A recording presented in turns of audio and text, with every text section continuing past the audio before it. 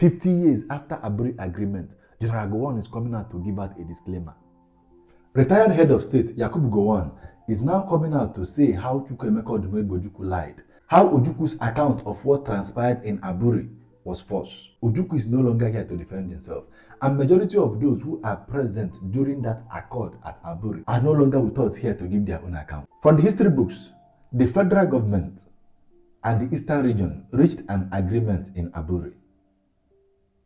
The accord was drafted by the secretary of Chukwuemeka Odumegwu Ojukwu and the secretary of Major General Gowon. The two parties sat down, they discussed like brothers, they had an agreement which involved restructure, both in power. It will reduce the power that the federal government will have and give the regional governments more power, and also give them more access to their resources. It also included state police. So many great ideas were included in that Aburi Accord, which, if it were to be implemented, Nigeria would not be in this our present state. Then it was alleged that General Gowon, due to his own personal political ambition and instructions from some powers that be, decided not to follow through with the agreement.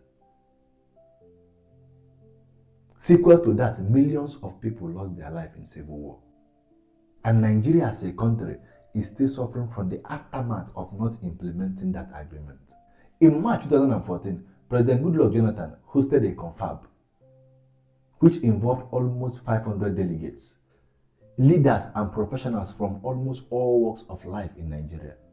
Elder statesmen were there, religious leaders were there, traditional leaders were there, captains of industries were there.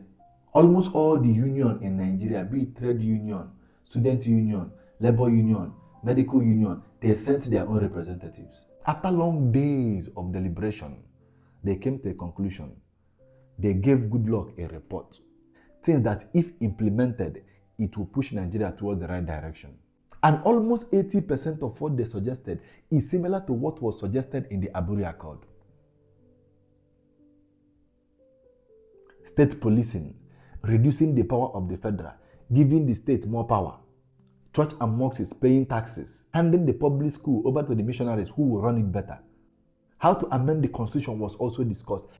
Almost every aspect holding the country back was discussed. Then what did Goodluck and the Nigerian Senate do?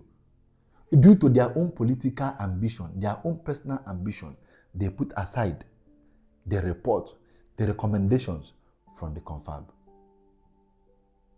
They threw it away. Mind you, the federal government spent almost 3.5 billion on that confab.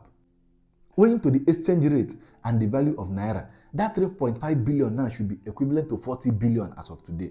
That was the money which was spent on the confab. But Goodluck's government and the Senate, they refused to implement it due to their own personal ambition.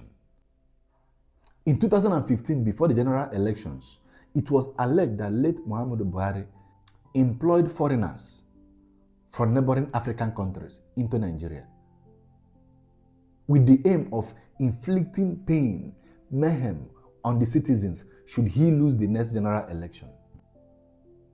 He won, but allegedly that did not stop the foreigners he brought from sticking to the plans.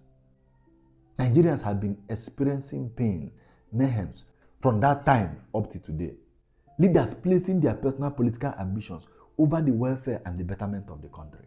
President Olusegun Obasanjo allowed the northern states to adopt Sharia law in Nigeria, in a country with its own constitution. Note, I'm not against Sharia law, but if we are one country, but if Nigeria is one country, we sit down as brothers. The Muslims bring their own law, the Christians bring their own law, the African traditionalists bring their own law, and then we sit down and draft a constitution that will include everybody, so that a Muslim from the north can live comfortably in the east without feeling attacked. The same way a Christian from the west can live comfortably in the north without feeling that his life is under attack. But due to his own personal ambition, instead of standing on his ground, he sat down to have a negotiation with the governors. Because of his own personal political ambition, he allowed it. And up till now, the country is still suffering from the aftermath of those political decisions. The reason why Nigeria is as it is today is that most of our leaders, they put their political ambition over the welfare and the betterment of the citizens.